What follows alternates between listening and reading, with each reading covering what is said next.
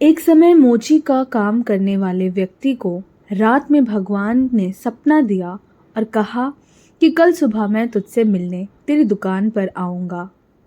मोची की दुकान काफ़ी छोटी थी और उसकी आमदनी भी काफ़ी सीमित थी। खाना खाने के बर्तन भी थोड़े से थे। इसके बावजूद वह अपनी ज़िंदगी से खुश रहता था। एक सच्चा, ईमानदार और परोपकार करने वाला इंसान था। इसलिए ईश्वर ने उसकी परीक्षा लेने का निर्णय लिया। मोची ने सुबह उठते ही तैयारी शुरू कर दी। भगवान को चाय पिलाने के लिए दूध, चाय पत्ती और नाश्ते के लिए मिठाई ले आए। दुकान को साफ कर वह भगवान का इंतज़ार करने लगा। उस दिन सुबह से भारी बारिश हो रही थी। थोड़ी देर में उसने देखा कि एक सफाई करने वाली बारिश के पानी में भीगकर ठिठुर रही है। मोची को उसके ऊपर बड़ी दया आई और भगवान के लिए लाए गए दूध से उसको चाय बनाकर पिला दी। दिन गुजरने लगा। दोपहर 12 बजे एक महिला बच्चे को लेकर आई और कहा कि मेरा बच्चा भूखा है, इसलिए पीने के लिए दूध चाहिए। मोची ने सारा दूध उस बच्चे को पीने के लिए दे दिया। इस तरह से शाम के 4 बज गए।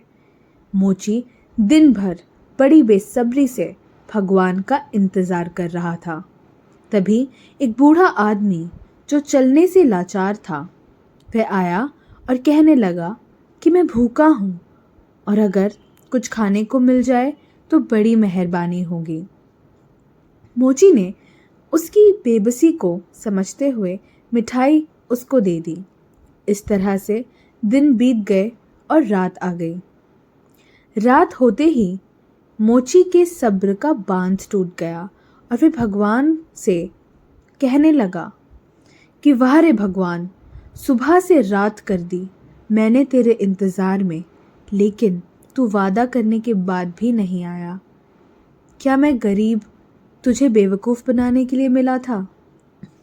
तभी आकाशवाणी हुई और भगवान ने कहा कि मैं आज तेरे पास एक बार नहीं 3 बार आया और तीनों बार तेरी सेवाओं से बहुत खुश हुआ और तू मेरी परीक्षा में भी पास हुआ है, क्योंकि तेरे मन में परोपकार और त्याग का भाव सामान्य मानव की सीमाओं से परे है। शिक्षा किसी भी मजबूर या ऐसा व्यक्ति जिसको आपकी मदद की ज़रूरत है, उसकी मदद ज़रूर करनी चाहिए, क्योंकि शास्त्रों में कहा गया है कि नर सेवा ही नारायण सेवा है और मदद की उम्मीद रखने वाले ज़रूरतमंद और लाचार लोग धरती पर भगवान की तरह होते हैं, जिनकी सेवा से सुकून के साथ एक अलग संतुष्टि का एहसास होता है।